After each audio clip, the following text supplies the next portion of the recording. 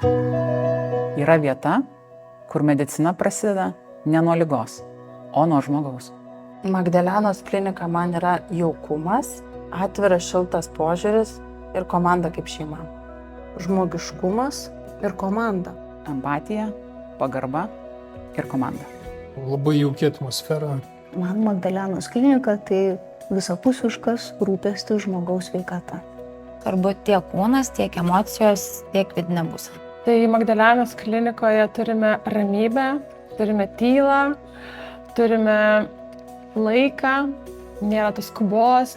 Ir aš manau, kad tai nuramina, tai nuteikia jam atsiverimą, atsipalaidavimą. Tai ta aplinka veikia tiek čia dirbančius žmonės, tiek ateinančius konsultuotis.